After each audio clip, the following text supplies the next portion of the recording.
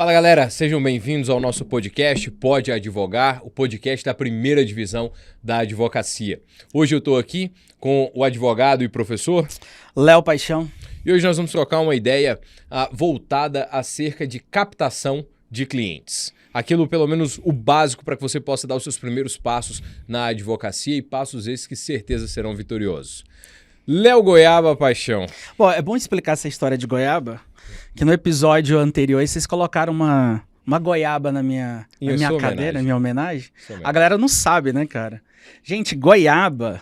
Cara, falar nisso, por que surgiu esse apelido goiaba? Eu não faço a mínima ideia. Foi eu que inventei? Acho que foi, você começou com Acho que eu inventei e vocês pegaram, né? Foi. Em 2019 a gente criou um grupo do WhatsApp chamado Grupo dos Goiabas. Por isso que vocês viram uma imagem de goiaba aqui, gente, mas goiaba é um sentido carinhoso pra falar do cara meio atrapalhado, algo do tipo, então... Eu gosto de chamar os alunos de goiabinha. Tadinhos. E aí, você tá bem? Tô bem, graças a Deus. Show de bola. Felipe já chega, viu? Felipe tá... Dando uma explicação pessoal, né? Vocês não estão vendo o Felipe aqui ainda, mas o Felipe já chega. Né? Teve uma emergência processual, uma questão dentro do escritório, precisou ser resolvido. Graças a Deus, resolvido. Em outras palavras, ele tá na vida real da advocacia. Exatamente. Né? Galera acha que a vida de advogado é só gravar podcast, né? Não, cara. É. Assim, de fato, nós não somos marqueteiros. Existe o escritório. O escritório, ele existe, ele é real e ele demanda muita atenção e energia. A ausência do Felipe é bom, né? Pra provar, a gente tem uma vida real fora do podcast. A vida não se encerra quando acaba o episódio. Muito pelo contrário. Na verdade, o podcast é fruto, né, cara? Da experiência da advocacia que vocês vivem até hoje. Né? Que eu vivi durante muito tempo e que a gente sabe quais são as grandes dores da galera quando se formam, como, por exemplo, o tema de hoje. É legal a gente saber advogar, é legal mas a gente precisa de cliente, né? Não, sem um cliente não paga, né? Só existe advogado, na verdade, porque existe o cliente. Exato, cara. Na verdade, você sabe que... Eu li um livro, eu tô tentando lembrar o nome dele aqui, mas eu não consigo. Mas ele... Depois a gente pode botar até lá, até aí embaixo na descrição do vídeo, porque eu vou lembrar, só não necessariamente agora, mas ele conta a história da advocacia. E aí, no início, cada pessoa tentava a defesa dos seus direitos sozinho. Até que lá na Grécia surgem pessoas que vão estudando os códigos ou a oratória, porque na verdade não existia código ainda, né? Mas vão em razão do domínio da oratória, ajudando outras pessoas. E não era remunerado. Que legal. E aí só... nos tempos em que a Igreja Católica precisa resolver um problema acho que com alguma cidade da Itália, porque ela queria nomear o próprio padre e o Papa não queria, os dois entraram... Tiveram um problema jurídico. Tiveram um problema jurídico. E aí não lembro exatamente se era um rei, se era um príncipe, ele fala, não, você quer brigar, Papa? E, cara, a Igreja Católica não tinha propriamente um exército, né? Então ela fala, não, a gente precisa resolver a questão na diplomacia, afinal nós somos cavalheiros. E aí é mais ou menos nesse tempo que alguns monges católicos eles conseguem encontrar um códex feito por Constantino. Na verdade, Constantino mandou fazer e aí tinha mais de 1000 artigos, porque era um código para tudo. E aí eles começam a estudar e eles ganham juridicamente essa demanda dessa cidade da Itália e fazem valer o direito do Papa nomear o padre para aquela cidade. Nossa, então a primeira defesa jurídica. Né? Exatamente. Tecnicamente jurídica, na figura, assim, ainda que embrionária do advogado, foi isso. Legal, cara, muito massa. Mas, Dudu, como é que a gente consegue os primeiros clientes? Imagina aí, né? A gente pegou a OAB, a conquista da OAB, da carteirinha da OAB é um negócio muito legal, né? Porque naquele momento ali não importa se você for um bom ou um péssimo aluno, né? Você é advogado agora, cara. Você é advogado. E aí bate aquele orgulho, aquela alegria, mas passada a emoção, vem aquela, né? E agora? Como é que eu consigo cliente? Como é que você conseguiu os seus primeiros clientes, você lembra? Cara, Léo, eu lembro sim. Vamos lá, eu nunca fui um cara muito dado às redes sociais, pelo contrário. Na verdade, quem me vê aqui, quem me vê em sala de aula, quem me vê no júri, numa sustentação oral, não tem a real compreensão de que eu sou uma pessoa tímida. Se for uma conversa num restaurante, você me colocar numa mesa que eu não conheço as pessoas, eu fico quieto, eu não falo. Eu vou esperar alguém conversar comigo para eu conversar com aquela pessoa. Muito parecido com o meu pai nesse aspecto. Mas quando eu tô atuando, cara, não sou eu, é o advogado. Então ali, ou o professor, então eu me revisto de um personagem, de uma outra característica, e aí esse lado um pouco mais tímido, ele é suprimido para eu poder fazer valer o direito do cliente. Mas, então eu nunca tive muitos seguidores, nem hoje, né? Assim, crescendo ainda em alguns aspectos, mas rede social que eu tinha, Facebook, que eu postava um total de 0 coisas. Não tinha, já existia o Instagram, tá? Antes que alguém me pergunte se o Instagram já existia. Não é tão velho assim, não. Não né? sou. O Instagram já existia. Não, se parar pra pensar, eu fiz 10 anos de advocacia sábado agora. Verdade, eu vi o seu post. Então eu não tinha propriamente assim uma ampla gama de conhecimento acerca de pessoas para que eu pudesse já ter um network tão forte para atrair clientes. Então, meus primeiros clientes eles vieram de um micro-relacionamento ou de micro-relacionamentos que eu tinha e que as pessoas descobriram que eu era advogado ali porque eu ia contando ou porque souberam por um post geralmente da minha mãe, do filho advogado. E a partir dali, essas relações elas foram crescendo. Então, o primeiro cliente que eu tive veio de uma relação familiar. Não era da minha família, mas só veio por conta da família. Então, esse ciclo de amizades inicial que você tem, ele precisa saber que você é advogado. Ele precisa entender que agora já não é mais o estudante de direito. Aquele teu tio que no churrasco ele pergunta como vai a faculdade de advocacia e se você vai defender vagabundo ou não, né? Acho que todo estudante de direito passa isso no churrasco de família. Passa. Ele precisa saber agora que você formou, que você é advogado, que você está à disposição para demandar em favor de pessoas que ele também conhece e precisem de advogados. Então, eu acho que esse é o primeiro passo da advocacia. Você crescer o seu networking. E aí, eu percebi isso, porque eu falei, bom, eu não fiz propriamente propaganda para esse cliente. Ele chegou até mim por uma outra pessoa da minha família que sabia que eu era advogado. Falei, preciso expandir o meu networking. Eu preciso expandir a minha rede de relacionamentos para que as pessoas entendam que existe aqui um advogado e que pode ajudar no problema delas. Se não resolver, mas pelo menos mitigar os danos. Porque eu acho que o advogado serve para isso. Ou ele resolve ou ele mitiga os danos. Se ele não fizer nenhum dos dois, para mim ele foi qualquer coisa menos advogado. Ele pode ter sido um psicólogo, um amigo, um colega, um acompanhante numa audiência, mas se ele não fez nenhuma das duas coisas, ele simplesmente não é advogado. Cara, isso é real. Primeiro porque, mesmo sendo sua família, cara, seu tio não vai te indicar se ele não achar que você tem postura de advogado. Se ele não tiver ali uma mínima convicção de que você vai resolver o problema da pessoa que ele vai indicar. Então, é legal a galera querer assistir assim, os podcasts para saber como conquistar cliente e tudo mais, mas ao passo que você aplica essas ferramentas, ao passo que você vai aplicando essas dicas, mantenha a postura de advogado. Porque é advogado, então tem a postura de advogado. Então, você olha, por exemplo, você pode não ter uma rede social muito ativa, e a gente vai falar daqui a pouquinho sobre a importância de hoje ter uma rede social que compartilha conteúdo e tudo mais pra galera te reconhecer e te identificar como advogado. Mas mesmo que você não tenha, cara, para e pensa assim, ó. Meu irmão, ele contratou um arquiteto, teve um problema, e eu peguei e entrei no Instagram desse arquiteto. Velho, se eu tivesse visto o Instagram dele antes do meu irmão contratar, eu jamais teria deixado meu irmão contratar. E acho que meu irmão não teria contratado se tivesse visto as redes sociais. Você vai contratar um arquiteto que só posta foto bêbado, só posta foto em festas, em cachaças, cara, sem nenhum julgamento moral. Sem nenhum julgamento moral, mas você está colocando ali uma área da sua vida muito importante. Que se ele não resolver, você pode ter um grave problema. Então você quer... Cara, não tem jeito. Aqui você precisa ter a imagem, você precisa transmitir a imagem de confiança e ter a imagem de confiança. Eu acho isso importante também, sabe? E eu vejo muita gente hoje... Eu não sei... eu não vou dizer que o problema é dessa nova geração que já nasceu com tantas redes sociais, mas uma ideia de muito... E a gente sai até um pouco do campo jurídico para um campo filosófico e sociológico. Mas uma ideia muito assim, eu tenho o meu jeito, esse é o meu jeito, e as pessoas têm que me aceitar dessa forma. Meu irmão, já parou para refletir no peso dessa ideia, dessa palavra? Eu sou desse jeito, eu sou assim, eu não vou mudar. A síndrome de Gabriela, né? Nasci assim, cresci assim, vou morrer assim, não mudo. E peraí, você vive em sociedade, cara. Por que que o seu estilo, ou porque tudo que você faz, ele é tão bom que as pessoas tenham que te aceitar exatamente dessa forma?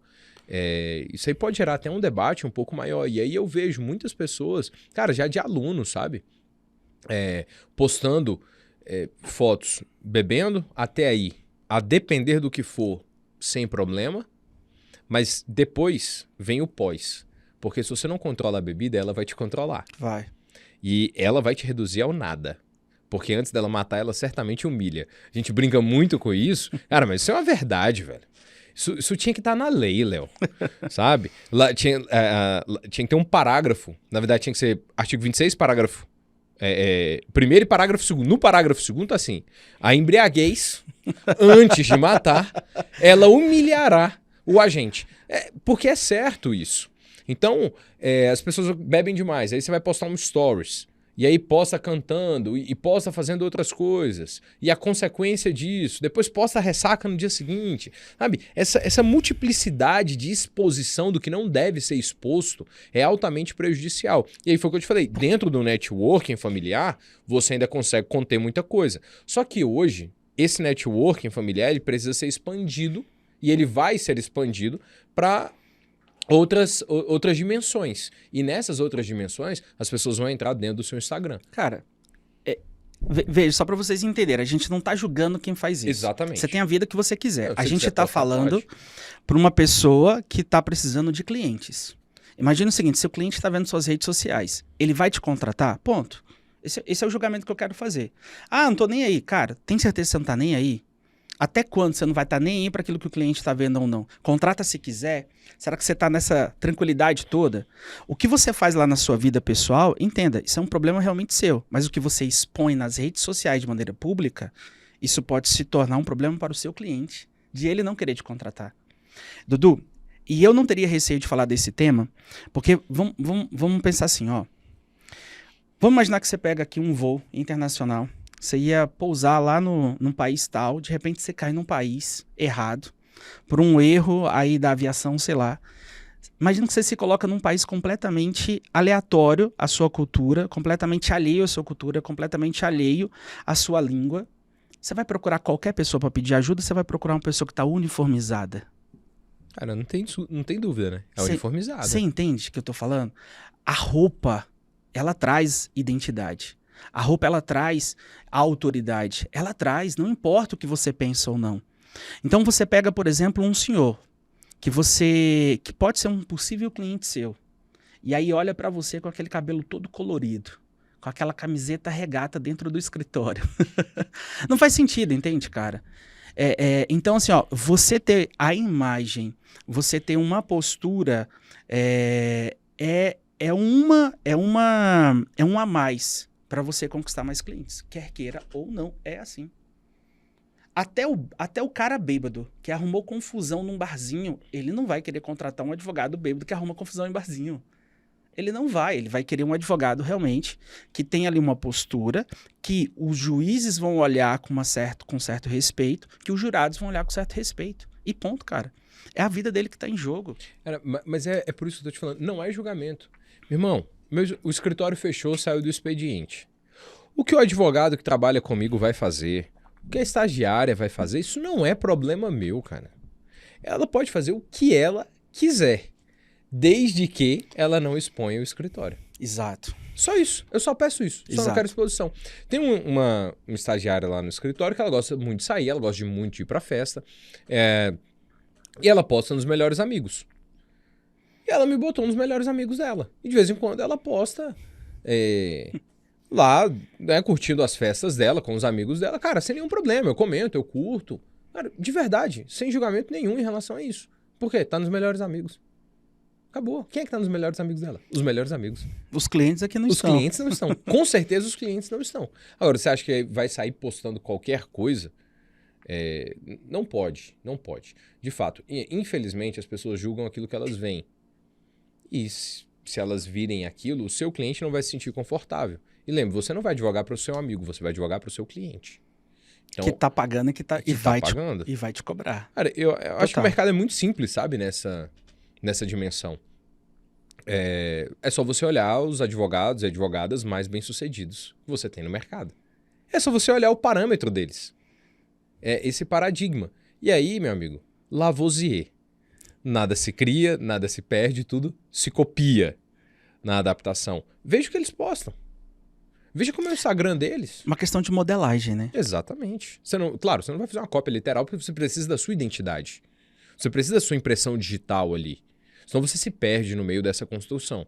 Mas que é necessário você ter paradigmas para que você inicie, é sensacional. Então, disso eu vejo. E assim, grandes advogados que eu sigo, nunca vi nenhum deles postando que está embriagado, ou postando fotos dele ou vídeos dele embriagado. Vejo eles postando lá o copo de uma cervejinha, uma tulipa, às vezes dá até uma inveja santa, né? Uma caneca de chopp congelada, véu da noiva. Cara, sem problema nenhum. A ideia é limite. Seu cliente pode saber que você é humano. Ele só não precisa saber... A sua miséria. A sua miséria. Total, cara. Total. Dudu, agora falando novamente de levar o cliente para o escritório, né? Você falou do seu primeiro cliente, mas assim, quando você precisou expandir, as indicações de parente já não estavam sendo suficientes. Para onde que você foi? Como que você fez? Você criou parcerias? Qual o rumo você tomou? Léo, inicialmente, eu não tinha escritório, não tinha grana para abrir um escritório, e aí parceria é o que tem que acontecer. E aí você precisa entender que, apesar da parceria, a pessoa pode ser até sua amiga, mas que ela investiu lá naquela estrutura que ela já tem. Então ela também precisa receber. Então a ideia de você falar, olha, vou fazer uma parceria, eu tenho um cliente para atender, se eu fechar o cliente, aqui 20% é do seu escritório, só para atender ele aqui, 20%, 30%. Sabe, eu não queria um coworking, porque no coworking eu sei que o cliente ficaria ligado à imagem que ele visse na porta, e não era o meu nome. Então eu não queria isso. Mas esse atendimento e hoje abro o escritório para que outros advogados façam isso. Porque eu entendo a dor de quem não tinha já na família um baita de um escritório. Cara, sabe que meu avô foi advogado, né? Meu avô, a OAB dele era 8 mil aqui no DF. Hoje, acho que a última contagem tem 74 mil. A minha é 40.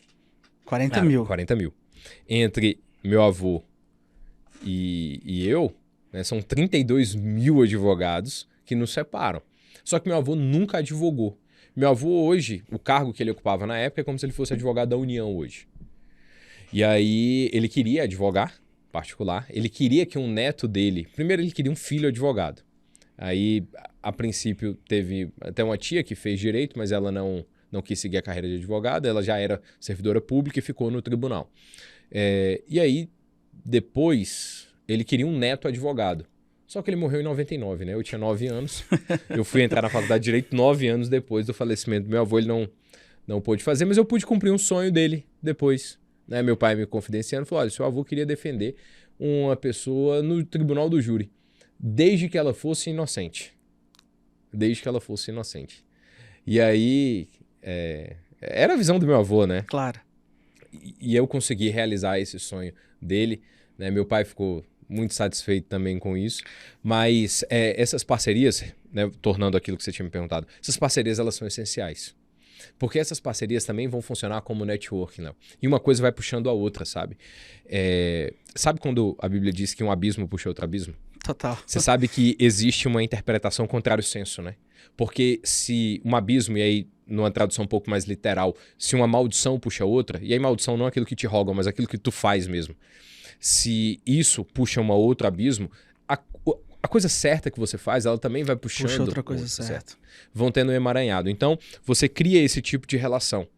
Esse escritório, com certeza, ele tem uma área específica de atuação, que provavelmente, e aí você deve buscar um escritório, que não tenha a sua mesma área específica de atuação. Porque você não tem que concorrer com o cara. Porque você já vai criar uma outra parceria. Boa. Porque ele vai receber no escritório dele algum cliente que não é da área de atuação dele, mas é da sua. E aí ali você já acabou de criar uma outra forma de captação de cliente. Porque você vai falar para ele, olha, se vier algum cliente te procurando aqui nesse sentido, você pode absorver, me chama, eu faço uma reunião. Eu cuido desse cliente para você. Você pode ser até o ponta de lança. O cara que vai conversar com o cliente, o cara que vai fechar o contrato com o cliente. Mas eu tô aqui para te dar esse backup. Perfeito, cara. Ótimo. E aí você combina o percentual que você achar justo, né? Aí vai depender de uma série de outros fatores, variáveis, que a gente fala no curso, não aqui. Legal, legal. Dudu, eu também fiz bastante isso, cara. Mas na época, eu comecei a dar aula muito rápido, assim, que eu já estava formado. Não foi nem aula, eu fui preceptor de NPJ. Era o cara que vigiava os alunos pro professor da área. E eu fui contratado para ser preceptor penal. E como a gente trabalhava fazendo e corrigindo as defesas, ali acabava que eu criava um relacionamento com os alunos. E os alunos indicavam clientes e tudo mais. Só que eu vejo que hoje nem todo mundo tem essa oportunidade também, né? Nem todo mundo é professor, nem todo mundo tá dentro de uma faculdade ali. Eu também comecei a dar aula muito cedo, né? Porque eu terminei a faculdade, um ano depois... eu terminei a faculdade, logo no ano seguinte foi um ano estudando e captando clientes. E aí no ano seguinte eu comecei a dar aula já. Já logo no primeiro semestre do Foi outro rápido ano. também. Então foi rápido. Foi um ano assim que entre terminar a faculdade e começar a dar aula, um ano. Foi o tempo da pós. O meu foi um ano, só que eu entrei sem a pós. Porque eu entrei como preceptor, então só precisava ser advogado. Uhum. Já era advogado. Passei no meu primeiro exame que eu tentei. Era CESP ainda. Era CESP. Meu Deus. 2008, 3, a minha prova. Os Incas e os Maias também, a OAB deles era feito pelo CESP. Cara, era outra estrutura, outra pegada. Mas hoje você que mexe aí com mentoria mais afinco, mentoria para a OAB, a gente tá em qual exame? Hoje nós vamos agora pro exame 38. Exame 38. Exame Sabe 38. qual foi o meu? Ah. Sétimo. Sétimo? Sétimo. No sétimo foi que caiu uma queixa? Caiu, não, pedido de relaxamento? Não, foi uma apelação de assistente de acusação, amigo. Ah, 95% de reprovação. Eu lembro, porque foi uma grande sacanagem. Ana, grávida de 9 meses. Você se prepara pra fazer uma defesa, chega na prova da OAB, você precisa fazer uma acusação. Eu lembro dessa Cara, sacanagem. 95% de reprovação. Nunca mais fizeram essa prova. Eu passei pela misericórdia de Deus. Eu tô aqui não é pelo meu mérito, não. É porque Deus foi muito bondoso comigo. Legal. Muito generoso. A minha prova foi a primeira prova que cobrou a nova resposta à acusação. Porque antigamente era aquela defesa prévia, né? De 3 dias, tal, o procedimento era outro. E a minha prova foi a primeira vez que foi cobrado resposta à acusação, com prazo de 10 dias, podendo fazer preliminares e defesa de mérito, né? Mas, cara, voltando à questão da indicação, né, de aluno. Eu acho que você precisa estar inserido num local que tenha pessoas. Parece besta o que eu tô falando, mas é porque, assim, nada puxa nada. Nada puxa nada. Ninguém sabe se é advogado, ninguém sabe o que você quer advogar. Então, você tem que se apresentar. Você tem que ir em algum lugar. Você tem que estar perto de pessoas que, de fato, possam te indicar. Aí vem, por exemplo, aquela galera, e eu me incluo porque, de certa maneira, eu fiz isso no passado. Tipo assim, vai ter uma reunião de advogados. Claro, quero saber de reunião de advogados. Quero lá saber desses caras conversando besteira. Mas ali você perde uma oportunidade de fazer parceria. Você perde a oportunidade de fazer uma parceria com advogado civil, como você falou. Você quer atuar na área criminal. Faz uma parceria com advogado civil, velho. O cara, às vezes, já tem escritório, já tem alguns anos de advocacia. Você oferece um trabalho até de freelancer. Eu fiz muito freelancer na vida. Muito. Acho que até com você eu fiz. Sim. Uns trabalhos de freelancer nesse sentido. Mas, assim, o cliente não vai chegar na tua porta, cara. Você precisa se mostrar, você precisa ir em algum lugar, você precisa criar parcerias. Uma outra forma que eu encontrei também de fazer esse tipo de parcerias foram palestras. Porque assim, eu lembro quando eu fiz meu primeiro júri, eu tinha 1 ano de advogado quando eu fiz meu primeiro júri. Cara, terminei o primeiro júri, o juiz virou pra mim e falou assim, é mesmo o seu primeiro júri? Eu falei, excelência. Mas que oratória foi essa? Eu falei, cara, então eu sei falar. E aí eu pensei assim, e se eu levar essa qualidade para outro lugar para atrair mais clientes? Por exemplo, você vai um colégio e se apresenta fazendo uma palestra. Aqueles adolescentes, por mais difícil que seja controlar o silêncio entre adolescentes, aqueles adolescentes têm pais. E aí você consegue levar seu conhecimento e eles levam esse conhecimento muitas vezes para quem precisa. Mas olha, ser inteligente, cara, apresenta para a escola um tema bacana. Um tema que tem a ver com aquela sociedade, com aquele bairro. Alguém que tem um problema talvez envolvendo drogas, talvez envolvendo, sei lá, demandas cíveis que seja. Mas levar, por exemplo, ao conhecimento da galera coisas que o pessoal não sabe, do ponto de vista jurídico. E tenta marcar, por exemplo, a palestra um dia de sábado, em que os pais estarão presentes. Talvez você nem precisa, no primeiro momento, divulgar-se como advogado. mas divulgar o tema. E lá dentro da palestra, as pessoas vão saber que você é advogado. Isso é uma maneira de você mostrar a sua competência, mostrar que você realmente entende daquilo, e quando a galera precisar, ali vai ter um advogado, que eles já confiam. Agora, é claro, né? Não dê tiro no pé, né? Vá fazer palestras se você tem um mínimo de competência para palestrar, de oratória. Porque senão você pode até estar fazendo um desserviço para você mesmo. Não, eu vou palestrar. Mas você sabe como que você vai fazer essa palestra? Você sabe como que você vai falar, como você vai se apresentar, como você vai se portar? Não, você domina o tema? Você domina Porque o tema? perguntas podem vir. E muitas. Léo, Muitas consultas podem. Muitas consultas. Cara, Léo, você me deu um estalo aí. Não tem muita relação com o que a gente está falando num aspecto acerca de captação de clientes, né? Mas essa questão da estratégia de oratória. No mestrado, eu tive que fazer uma disciplina e, cara, a disciplina era direito do trabalho. Meu irmão, eu não sei nem os meus direitos. Que dirá dos outros. Que dirá dos outros. E aí, cara, tinha que ter uma palestra em sala sobre determinado tema. O professor dividiu. E aí ele falou, quem caiu de paraquedas aqui? Bom, eu levantei a mão, eu e mais um. Ele falou, você faz o quê? Eu sou advogado. Ele falou, advogado em qual área? Eu falei, criminal. Só seara criminal e empresarial, mais nada. Ele começou a rir de mim. Ele falou, cara, o que você está fazendo aqui? Eu falei, professor, a disciplina é obrigatória. Eu não tenho o que fazer. E ele, cara, é mesmo e tal. Pô, Eduardo, muito gente boa. Inclusive, ele e o professor que o antecedeu, os dois dividiam uma matéria só, os melhores professores de direito de trabalho que eu tive na vida. Sensacionais. Sensacionais, cara. Eles quase me fizeram gostar de direito do trabalho. Quase. Mas eu respeitei as minhas origens, as minhas raízes. Seus valores. Meus valores, meus princípios. E eu lembro que eu fui dar essa palestra. Léo, eu esquematizei a palestra e falei, cara, eu tenho isso aqui para falar de direito do trabalho, que é o que eu consegui depreender de toda a leitura que eu fiz. Só que isso aqui vai dar 10 minutos. E a palestra tinha que necessariamente durar 30. Falei, como é que eu vou esticar esse tema? Conta piada. Piada de advogado trabalhista. Pro professor, advogado trabalhista. Você imagina o prejuízo que eu não ia ter, né? Péssima ideia. Cara, e aí o que eu fiz? Eu falei, eu preciso de uma construção para chegar até aqui. E eu falei, cara, introdução, vou falar sobre fontes do direito. Meu amigo, eu falei sobre fontes. Fonte de cognição, fonte de produção. Na fonte de cognição, eu falei da fonte imediata, da fonte imediata. Então eu fui trabalhando com quem produzia a lei, com a forma que a lei se exteriorizava, como é que eu ia conhecer a lei. E fui nesse segmento. E aí eu consegui cumprir os 30 minutos. Terminei a palestra, um professor muito inteligente olhou para mim e falou, Eduardo, sensacional, parabéns. Parece que você até domina a área trabalhista. E fora a sua estratégia, né? Porque você levou 20 minutos na introdução e 10 minutos sobre o conteúdo, sobre aquilo realmente que você deveria tratar aqui. Estratégia válida demais. Parabéns. Cara, então até a construção disso, ela é importante, né? Bom, a gente tava falando quem é advogado trabalhista, né? Matéria de direito do trabalho. E olha aí quem chegou com a gravata de advogado trabalhista. É isso. Cheguei. E nem era audiência trabalhista. Não, mas o que a gente estava falando aqui, que o seu atraso é bom pro podcast. Por quê? Porque mostra que a vida é real, né, cara? Ah, tá. Faz parte. Pra galera saber que é marqueteiro. Pra não achar que a gente é advogado de estúdio, né? Faz sentido. Na verdade, isso aí é quase que o dia a dia, né? É raro que a gente não tenha incumbência.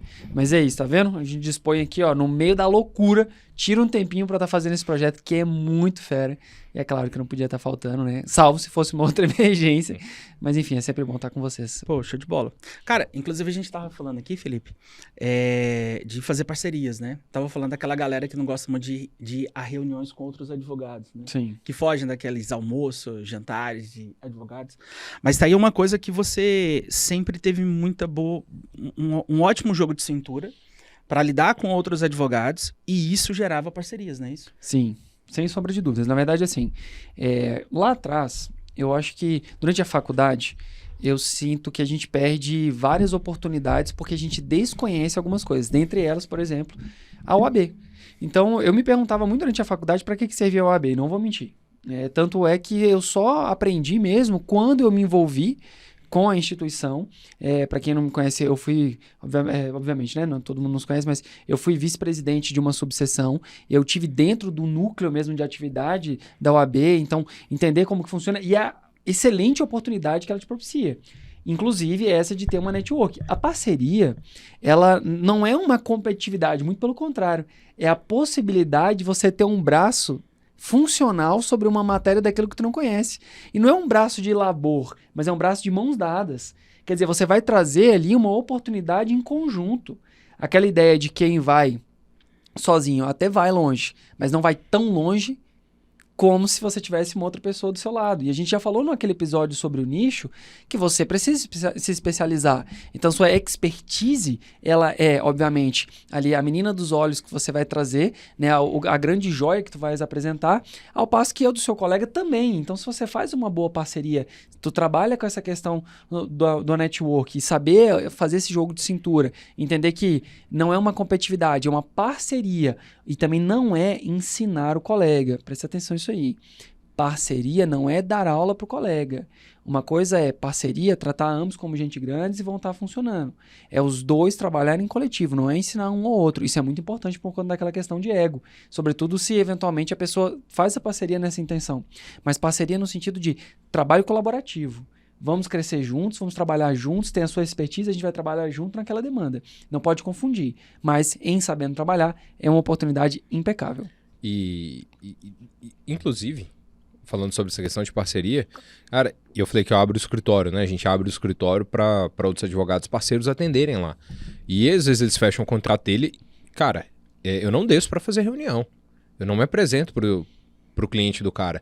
Eu não chego lá, olho pro cliente e falo, boa tarde, qual é o seu nome? Ele, fulano. Eu vou falar, prazer, Farias. Cara, eu não vou fazer isso com um cara, entendeu? Não faz sentido isso.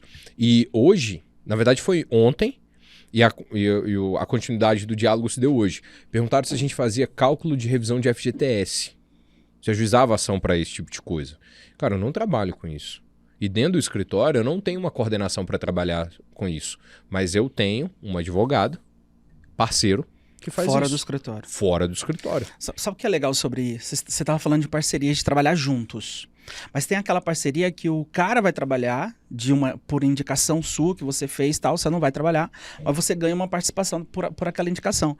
Cara, se parar pra pensar, é uma renda passiva, né, velho? Não, é exatamente É uma renda isso. passiva. Eu indiquei, eu passei já o contato dele para cliente que precisa, ela vai entrar em contato com ele, ele vai marcar reunião aonde? Lá no escritório. Sim. Cara, é bom para ele, é bom para mim. Sim, eu não vou trabalhar advogageiro.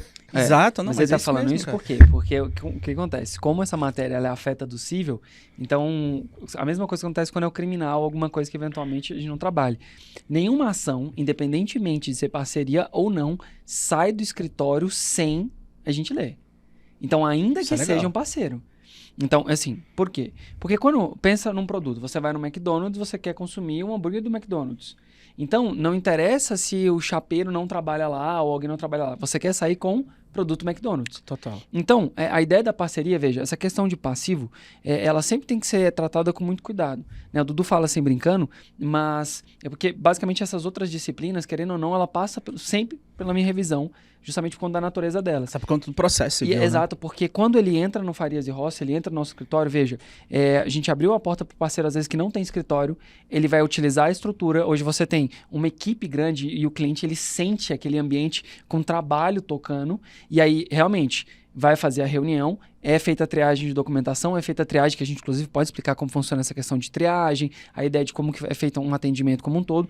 Eu e o Eduardo, a gente faz isso por dar possibilidade daquele cara, daquela guria, que eventualmente está ali começando e eles querem, enfim, eles vão fazer aquele atendimento, eles vão trabalhar a ideia de reunião e vão usar um aporte de estrutura. Fechou o contrato, é um parceiro nosso do escritório, tem uma expertise sobre o assunto, ele vai trazer o fato, ele vai dialogar, ele vai fazer a peça, e quando do protocolo foi feita uma parceria, então a gente não deixa essa peça sair. É o que eu tô falando da questão de ensinar. A gente não deixa a peça sair sem nós lermos. Por quê? Porque ele foi no McDonald's para comer McDonald's. Ele não foi no McDonald's para sair com Subway. Você entendeu? Ele foi no Farias e Rossi por conta da qualidade de Farias e Rossi. Nós indicamos e selecionamos nossos parceiros por qualidade, por competência, expertise. Mas isso não impede, né, e não desonera também o fato de que nós lemos tudo. Né? Então, essa questão do FGTS, revisão, realmente, não é uma matéria de coordenação de nenhum de nós dois. Mas nós temos uma equipe hoje que, ainda bem, né, tem uma pluralidade, não tem uma coordenadoria específica para esse assunto, embora algumas matérias de direito do trabalho acabam sendo absorvidas, por exemplo, quando vai falar de laudo, porque a gente tem uma área só de coordenação médica. Então, quando tem uma questão como essa, a demanda ela vai, temos a parceria, mas ela nunca sai sem assinar.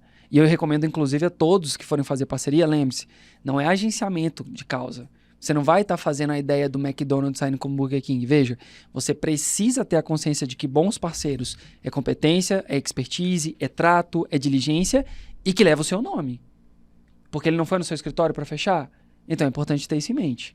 É sempre muito importante. Eu digo isso porque já aconteceram outros colegas que fizeram isso e a petição foi totalmente esculachada e tivemos problema lá na frente. Não particularmente, né, nosso escritório, mas tivemos problema porque a gente fez a defesa dele no TED. Entende? Então acaba que, enfim, isso chama atenção. É porque a ideia assim, é não trabalhar, é não construir tese. Sim. Eu não vou construir tese. Eu não vou dizer pro advogado lá, falar assim, vai pela direita ou pela esquerda. Isso é problema dele. Mas a gente vai ver se a petição tá no mínimo razoável, né? Sim. Assim, né? E aí, claro, uma conversa porque não tem subordinação. Mas uma conversa muito franca com ele sobre, cara, não é melhor mudar isso aqui? Não é melhor escrever assim? E é assim mesmo, né? Funciona melhor assim mesmo. Sim, em técnica de petição, eu costumo dizer o seguinte, ela tem que ser inteligível para um leigo ler e entender. Ah, mas é um juiz de direito. Mas pensa o seguinte, você, colega advogado, fez uma peça sobre um assunto que de fato não tem o domínio. Eu leio, não entendo. Será que eu que estou errado? Pensa comigo. Será que é a pessoa que vai receber aquela informação que vai ter que se desdobrar para entender o assunto ou você que tem que ser claro o suficiente para que qualquer pessoa, quando dá leitura, venha entender? Veja, uma tese brilhante, ela só é brilhante se ela for compreendida. Não adianta nada você escrever a coisa mais incrível do mundo em aramaico e eu não faço a menor ideia para onde vai.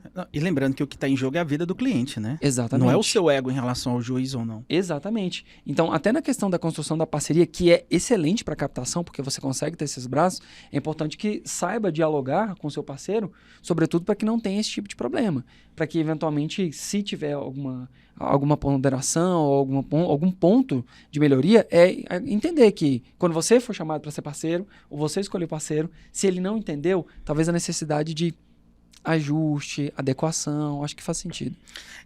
Eu comentei isso, né, em relação ao Felipe, não sei se vocês vão lembrar uma confraternização da OAB do Guará, de fim de ano ali, que vocês me convidaram, eu fui com o Dudu.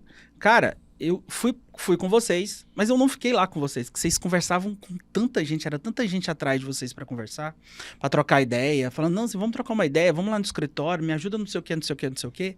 Eu falei, caraca, velho, olha o tanto de parceria, network que você acaba fazendo. E numa dessa, precisa de um cliente criminal. O cara indica o Dudu, precisa de um cliente específico de um tema de civil, indica o Felipe. E se a galera que está começando hoje não se atentar para isso, vai levar ainda mais tempo para conseguir mais cliente. Porque, cara, cliente não vai bater na porta do seu escritório. Ainda mais porque muitos no início não tem escritório.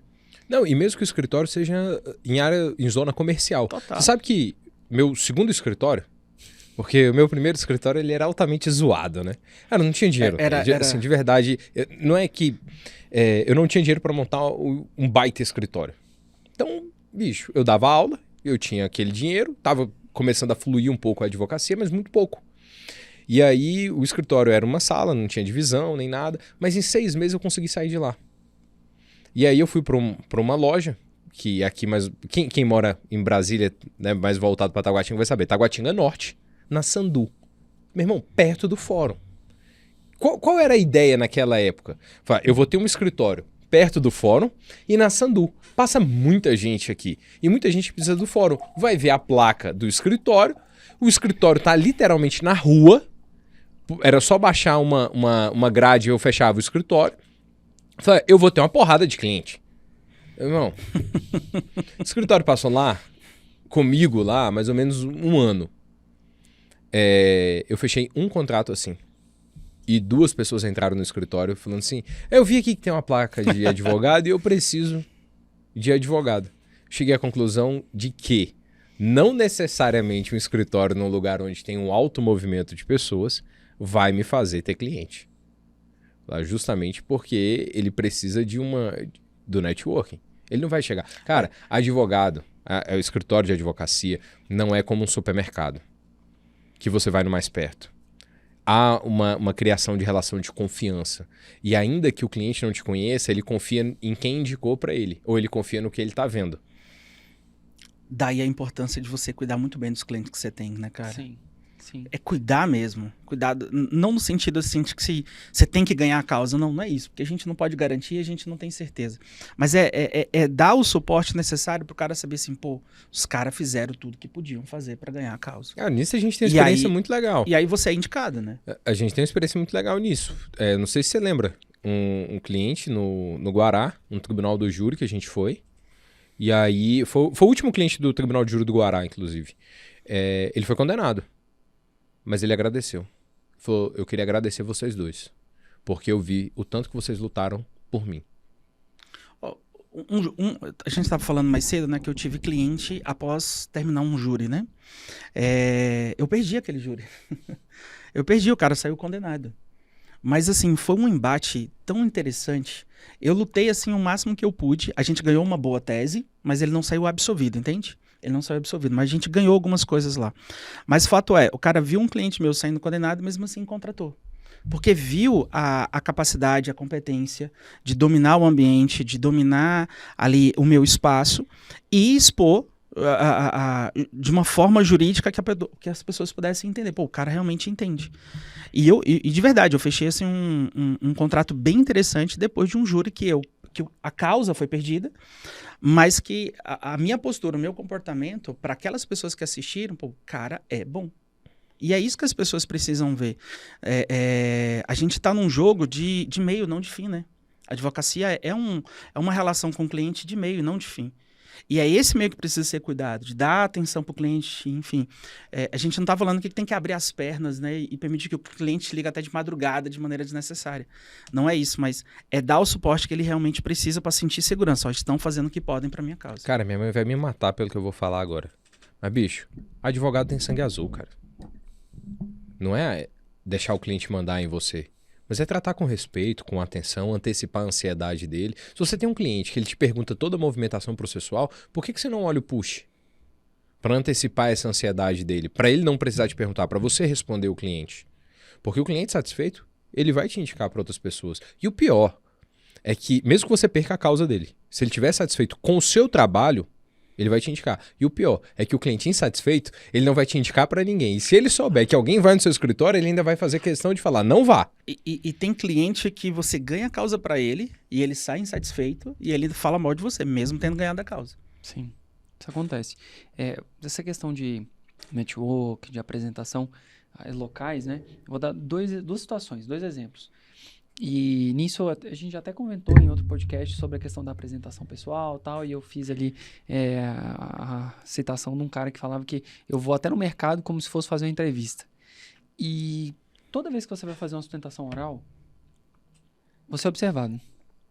Eu lembro até hoje, a gente teve aquele do júri que foi muito bacana, né, que o pessoal falou, pô, não, eu quero contato de vocês e tal, foi muito legal. Mas lembro de um caso muito interessante de uma sustentação oral, onde eu terminei a sustentação oral, aquilo foi transmitido, e aí procuraram meu nome, acharam minhas redes sociais e entraram em contato comigo.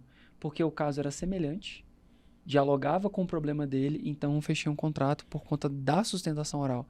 E assim, nesse caso deu certo, né? Mas teve uma disposição aguerrida para alcançar o objetivo, sabe? É a fala, é oratório, é a forma de defesa, é eventualmente o trato educado com o desembargador e o respeito do retorno, sabe? Quando agradece a postura, a apresentação e a forma, a dialeticidade da apresentação de tese, aquilo ali tudo convence. Seus pares que estão assistindo, é o cliente que está assistindo. Então, isso daqui dentro do amplo espectro de atuação. Agora, o outro caso, ele é mais engraçado. É uma coisa que eu costumo falar. Todo mundo que quer captar cliente, ele tem que internalizar uma coisa. Você não precisa ser o chato. Mas você já percebeu que o advogado, rapidamente ele é identificado como advogado? Brincadeiras à parte, é tipo quem faz crossfit, que todo mundo identifica. Mas porque basicamente a gente leva o assunto para aquilo que é da nossa expertise, da nossa área.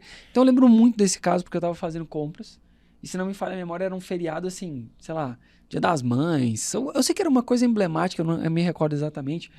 E aí eu perguntei assim, como que funciona a questão de escala de vocês no feriado? E ela me falou uma coisa que era tão absurda, que eu falei, não é possível, isso deve estar errado. E aí eu peguei, liguei para um colega, inclusive a Carol, que é trabalhista, né? Uhum. E aí eu falei com ela, Carol, isso aqui tá certo? E ela, não. Aí eu conversei com mais 2 colegas e eu falei assim, olha, faz o seguinte, pega meu telefone aqui, porque eu acho que isso tá errado. 1, 2, 3, 4, todos os funcionários ali daquela rede passavam pela mesma coisa. Cara, a gente fechou um contrato com um grupo de pessoas. Grupo. Plural. Simplesmente pelo fato de que algo me trouxe um incômodo naquela circunstância, eu perguntei e me indaguei, será que isso está certo?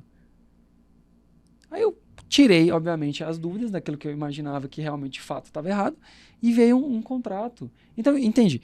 Quando a gente pensa nessa questão de captação de cliente, o cliente está aí. Às vezes ele tem 2 coisas. Ele tem um problema que quer resolver, ou às vezes ele nem sabe que tem um problema.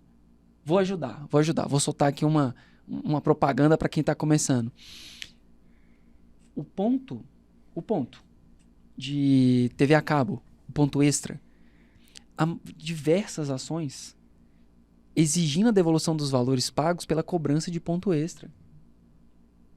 Quantas pessoas não pagam ponto extra? Eu posso assinar uma procuração pra você? Você não tá entendendo. Eu tô com um ponto extra lá em casa. Não, mas você tá pagando por ele? Acho que estão pagando lá. Você entende? Você paga Você pelo negociou, sinal. não, cara?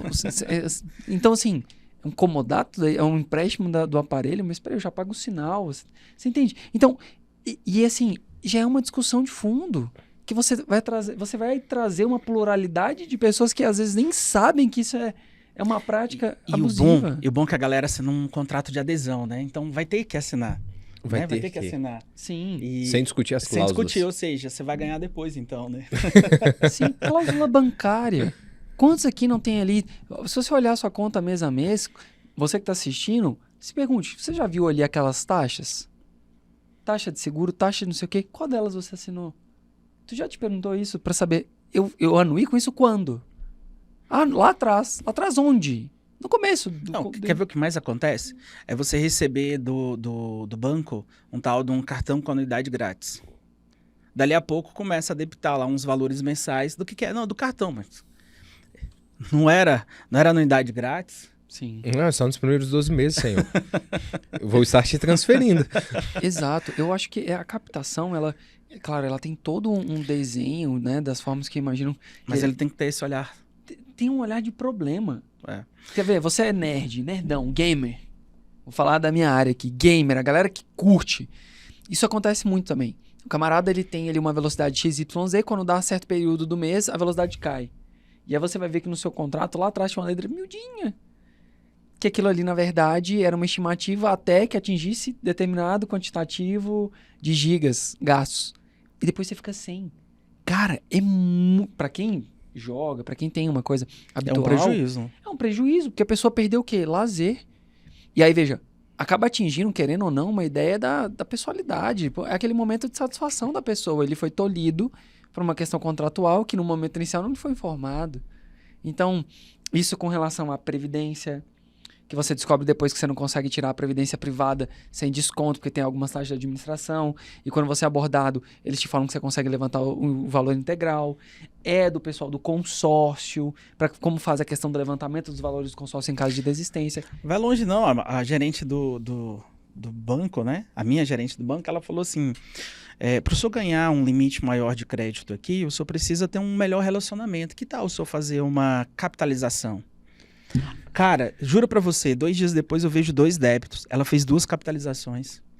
Você ganhou o crédito? Porque eu até hoje nunca ganhei esse crédito. Cara, eu tava lembrando disso. Inclusive, E é dolo, né? Se você olhar para um negócio jurídico, é um vício de consentimento de dolo. Claro. Ela foi lá, te induziu a contratar aquele serviço, acreditando que depois você ia ganhar alguma coisa. E até hoje, você não ganhou o nada. Felipe vai ajuizar mais uma ação pra mim. Agora eu acabei de lembrar de um negócio. Fui comprar um apartamento, né? E aí, eu falei, ó, financiamento e tal. Eu falei, beleza. As coisas que eu falo o nome do banco aqui. O banco vai conceder o financiamento aí que o senhor quer e tudo, mas para isso existe um seguro aqui que o senhor tem que contratar. Meu irmão, eu queria um apartamento. É claro que eu vou pagar o seguro? Claro que eu vou. Por quê? Porque depois eu discuto, mas eu só lembrei disso, né, agora. Mas esse foi o meu problema. Os caras fizeram uma compra casada comigo. Total. Mas já a gente conversa, né, sobre isso aí, a juiz uma ação. Vou retirar aquilo dali, uma indenizaçãozinha moral, né, por dano moral, vai vir mais outras coisas e puxando. E de uma conversa de elevador, quantas outras pessoas no meu prédio também não tiveram o mesmo problema? Sim, pacote de viagem, cancelamento. Gente, Cara, é o seguinte, pode cair uma bomba atômica. Esse era o professor do mestrado que falava isso. Pode cair uma bomba atômica, sobra quem? Barata e advogado. Pô, Bruno, tá de sacanagem? Segundos atrás ele falava do sangue. Do sangue azul. Ah, de repente estamos ali, ó. Mas aí é porque é um bicho resistente. Nós somos resistentes, cara. Por quê? Porque tem problema, pô. Onde tem ser humano, tem convivência, vai ter conflito. E onde tem conflito, meu irmão, a gente tá lá pra resolver aquele negócio. A gente só resolve o problema dos outros, pô. Nossa função é essa, é evitar ou resolver. Boa, sim. Quer saber mais? Virou Arrasta isso. pra cima. Quer saber mais? Arrasta pra Boa. cima. Compra o curso. Que essa foi irada. Deixa eu entrar num tema aqui que eu lembro que vocês ganharam muita visibilidade fazendo júris, né? Por nomeação dativa. Como é que foi isso? Porque hoje a gente está falando com uma galera que está muito no interior, que não tem defensoria pública em muitos municípios, em muitas comarcas. Como é que vocês chegaram a isso? Porque a boa parte assim, da grande visibilidade que vocês ganharam lá no início veio desses tribunais, ou não? Cara, a gente podia até florear um pouco dessa história aqui agora e tal, mas eu vou contar exatamente como foi, beleza? Cara, a gente dava aula na mesma faculdade. Inclusive você estava lá também. Mas você estava como coordenador do NPJ, né? A gente estava em sala. E aí, parceiro... A long time ago. Gente, mas já existia Instagram nessa época. Já existia. Claro. Já existia? Já. Tinha, pô. O Instagram é a gente terminando a O faculdade. Orkut estava com os dias contados, mas já existia Instagram já. Pô, que isso, cara? A gente também não é tão velho assim, não. Vai. Não, pô. Instagram é de quando? Não sei. Instagram acho que é 2010, pô. A gente terminou a faculdade em 2012? No ano que o mundo. No ano que o mundo ia acabar, né? Lembra dessa parada? Tinha umas previsões aí. Eu não sei quando surgiu. Eu lembro que quando eu criei a minha conta do Facebook, isso foi ano de 2012, 2013. Que eu criei a minha conta do Facebook. Eu também fui em 2012. Então o Instagram foi depois. Não, 2012 não. Cara, não tinha Instagram, não. Tinha Facebook, velho.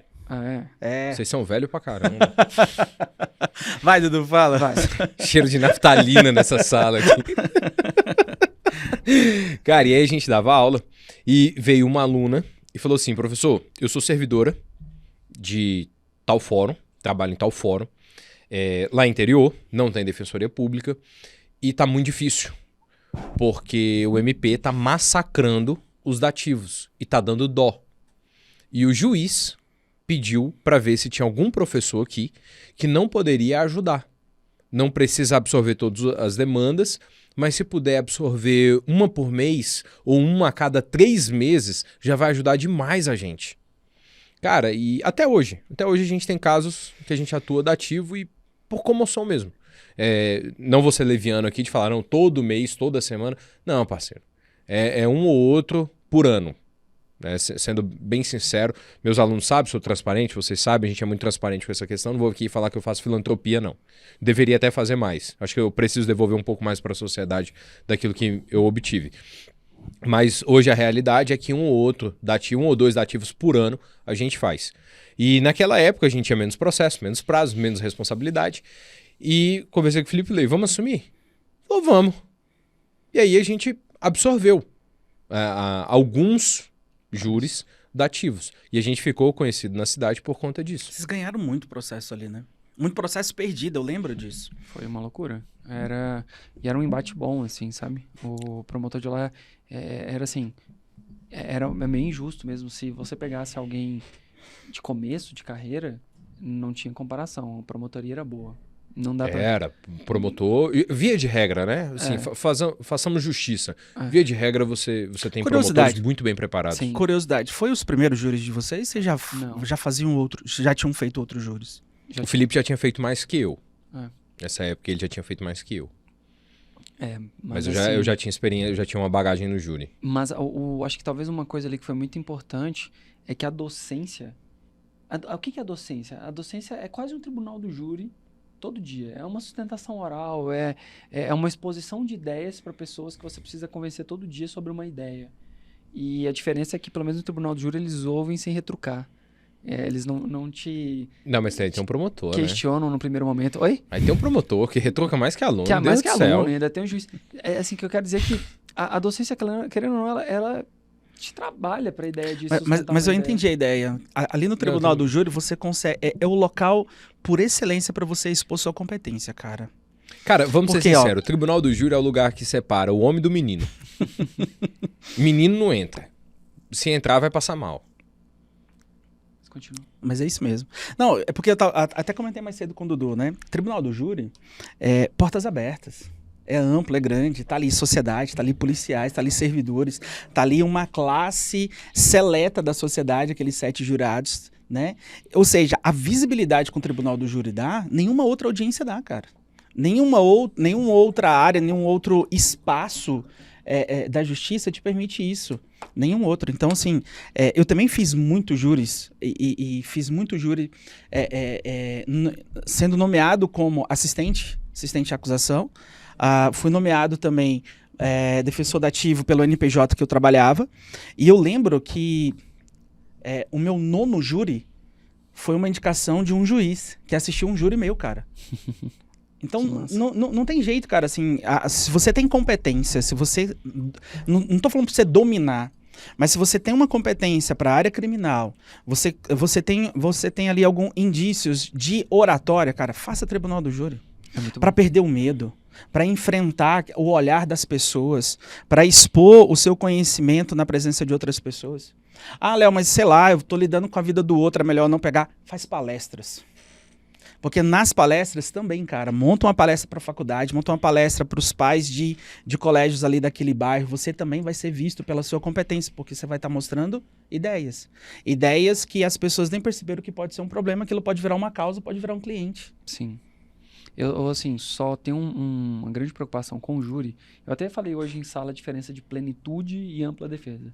A referência ao fato de que existem instrumentos que vão lhe garantir ali a existência do devido processo, e a plenitude é o cara levar um violão, é um cara que leva uma arma de brinquedo, é o cara que vai utilizar tudo que ele tiver e o que ele puder criar ali para exercer de fato. O cara vai chorar, vai subir a cadeira. Cara, eu tenho umas reservas sobre ele vai isso, rasgar sabia? a beca.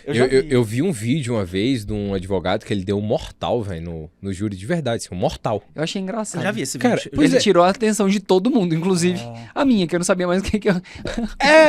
Eu olhei e falei assim, cara, porque apesar de ser plenitude, né, e inclusive eu vi o Fábio Stefan falando sobre isso, o professor Fábio Stefan, que pra ele não tem diferença, que ampla defesa e plenitude é a mesma coisa. Não, na prática... Eu não posso fazer isso numa audiência de instrução. Total, cara, exatamente. Eu não concordo com ele, eu só tô falando que existe esse posicionamento doutrinário, entendeu? Mas doutrina é doutrina. E não vamos longe não, com a presença de um advogado em plenário, pode uma pessoa não advogado fazer a sustentação, em razão da plenitude. Eu vi estagiários e bacharéis em direito atuar junto com advogados ali na sustentação, em homenagem ao princípio da plenitude. Cara, não, com certeza. O que você não iria ver numa audiência Você normal. tem argumentos, e aí a doutrina majoritária vai falar que você pode usar argumentos de cunho moral, social, religiosos. Sim. Você tem históricos aí de pessoas sendo absolvidas com cartas psicografadas, acredite ou não. Por exemplo, na minha cosmovisão, se eu sou jurado, eu ia condenar. A carta psicografada não seria o suficiente para que eu absolvesse. Lá em Uberaba, me corrijam se eu estiver errado, mas lá em Uberaba, houve muitas absolvições usando ali o nome do Chico Xavier. Muitas. Tô falando, plenitude de defesa. Aí vai depender da cosmovisão do jurado.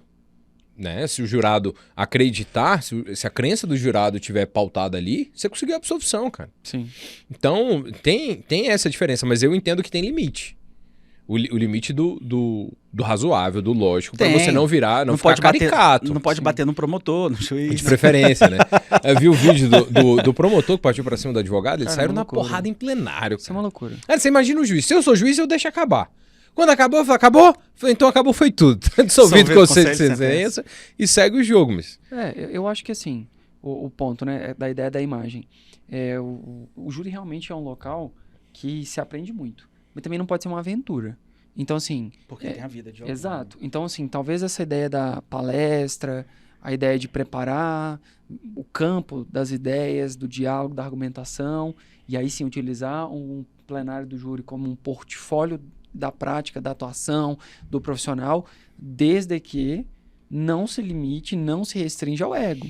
Tem colegas aqui no nosso reduto que ele tira foto, assim, reiteradas vezes, tribunal do júri, e faz uma baita de uma publicidade sobre o tribunal do júri, mas eu não lembro quem foi que já tinha mencionado sobre isso, mas a técnica é muito precária.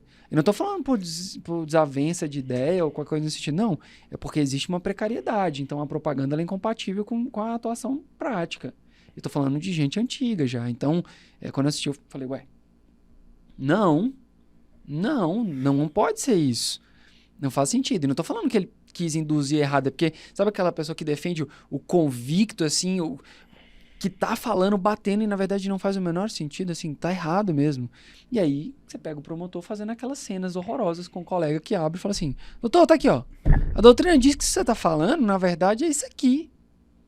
E o cara não foi, assim, preparado, mas você olha o portfólio do cara. E aí eu vejo que é um problema, e a gente volta no outro ponto que a gente já tinha conversado. Por isso que é importante parceria. Uhum. Cara, no meu primeiro júri eu me sentia preparado, mas eu tava com um advogado mais antigo no plenário comigo, que já tinha feito o júri antes, que sabia o que ia acontecer lá, no sentido prático. Não tô falando do ritual, tô falando do rito do procedimento do júri, porque esse eu sabia o que ia acontecer. Tá escrito, pô, é só você ler. Mas é que na prática acontecem outras coisas. Uma parte. Exatamente. Um pedido de nulidade. Uma parte, um só quer pedido se de manifestar, nulidade, doutor? o promotor falando. Eu lembro que teve uma tréplica, eu não tô conseguindo lembrar qual é o cliente, qual foi esse cliente, onde foi o júri. Se você lembrar onde foi, só pra gente trazer o ponto de referência. Mas a gente voltou em tréplica, e aí o Felipe falou, depois eu fui falar.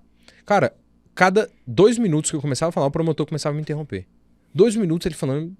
Eu falando, ele me interrompia. Uma parte atrás do outro. Cara, teve uma hora que eu não aguentei e falei assim, doutor, o senhor quer voltar em quadréplica? Porque eu não tô entendendo.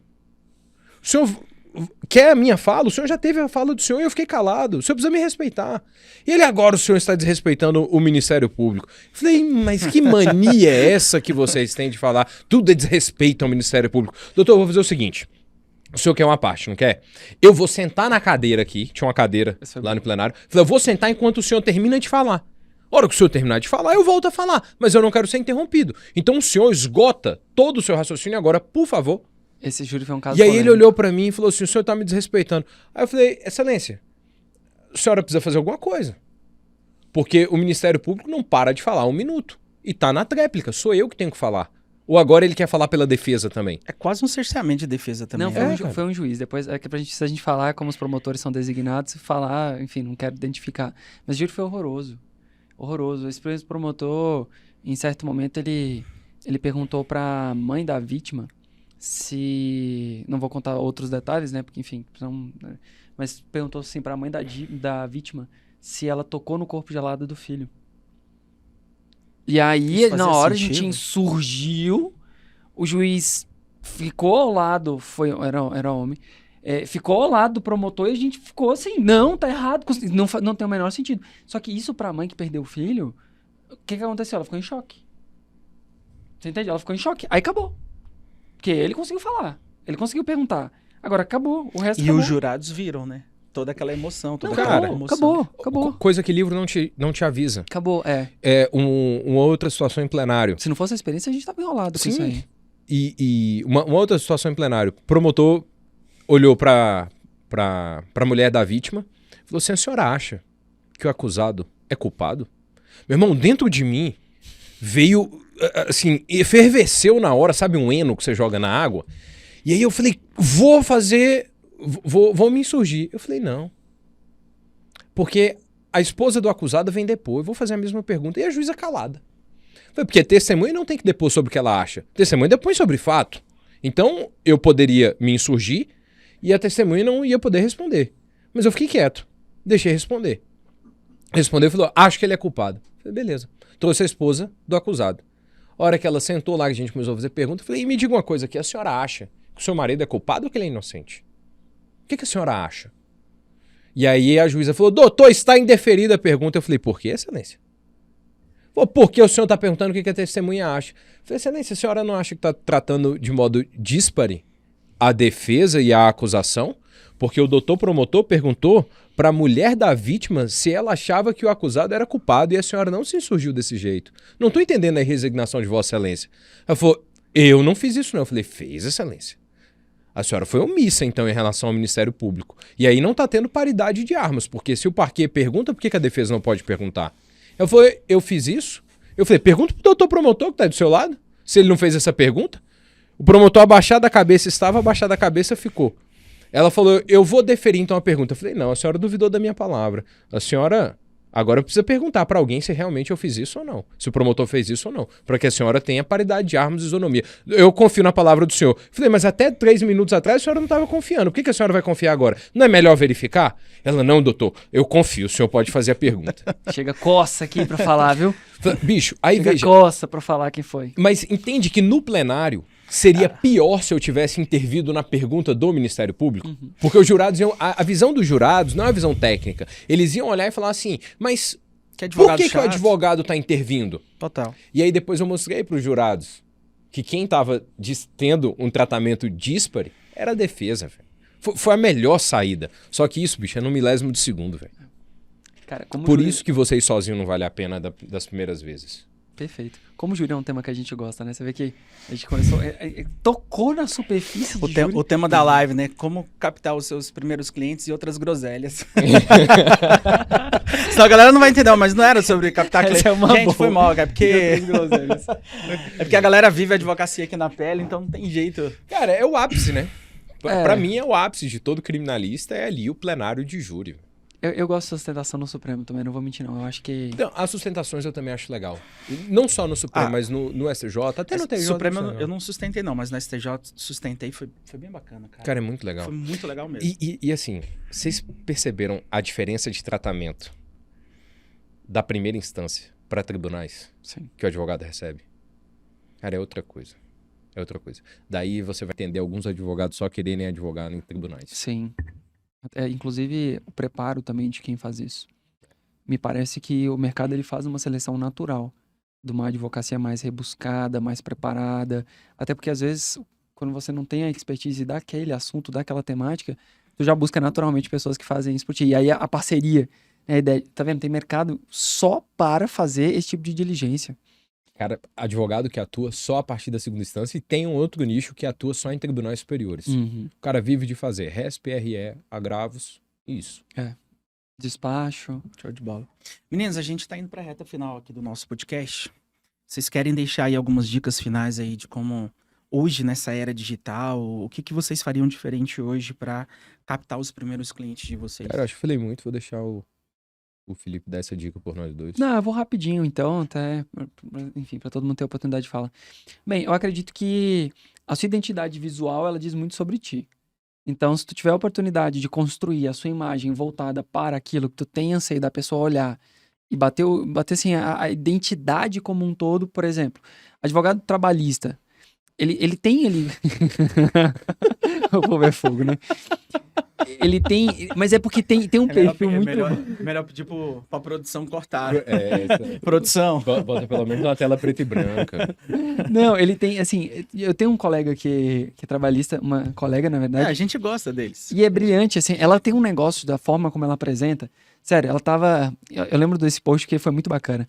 Ela tava, acho que na frente do ST com uma roupa impecável, um salto, não sei o quê, e com um equipamento de segurança, sabe? Acho que é EPP que fala, né?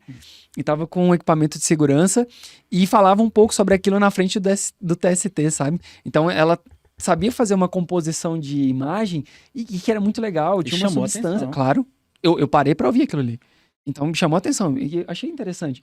Então, como hoje é muito mais celery, a identidade, ela te cativa por um segundo e você quer mais e consome mais e consome mais. Então, eu trabalharia hoje, o que eu faria diferente? Eu trabalharia muito na ideia nichada sobre uma modalidade de atuação e me fazia presente sobre aquele assunto para todo mundo.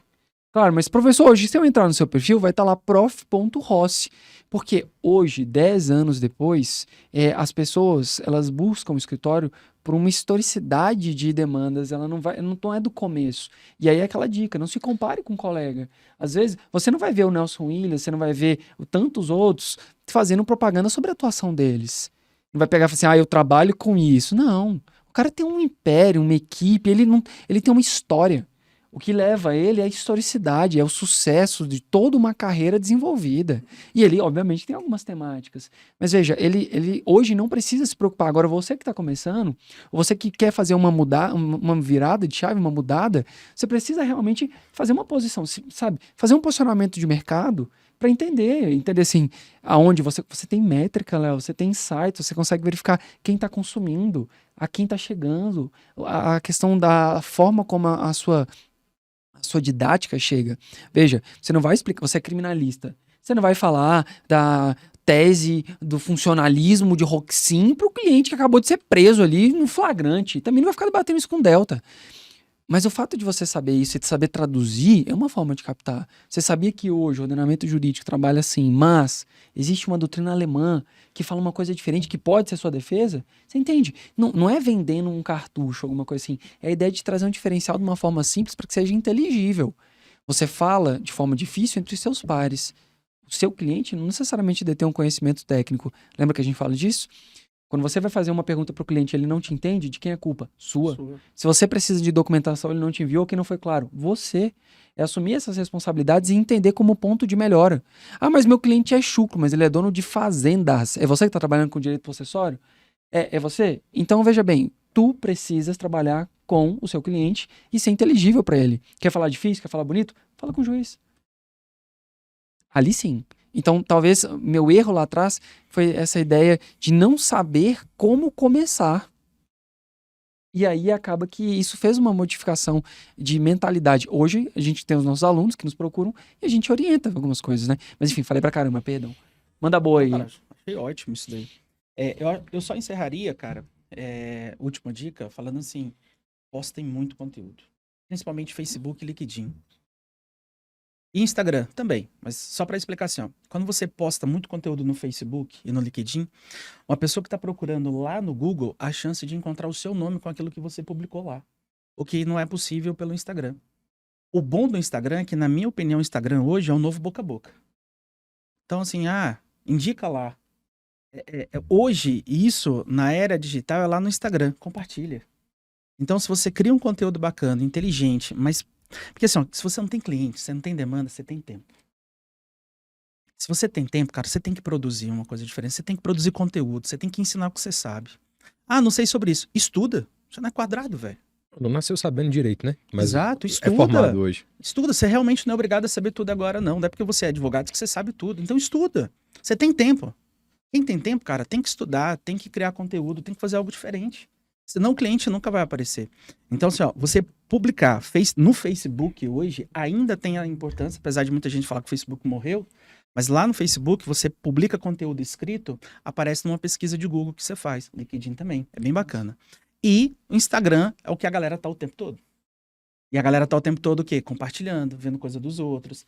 E você tendo seu conteúdo compartilhado, cara, uma hora chega no cliente. Não tô falando que isso é algo que acontece da noite pro dia, entende? Mantenha a constância, mas enquanto você não tiver uma carteira de clientes, você precisa dar mais atenção aos clientes ali do escritório do que aos seguidores lá do Instagram, cara, vai produzindo conteúdo. Cara, e vou falar algo, acho que depois disso, porque depois disso veio o cliente. Só que com esse cliente, você pode ter cometido acertos ou erros. Acertos que precisam ser lapidados e multiplicados, e erros que precisam ser cortados. Legal. Como é que você vai descobrir isso?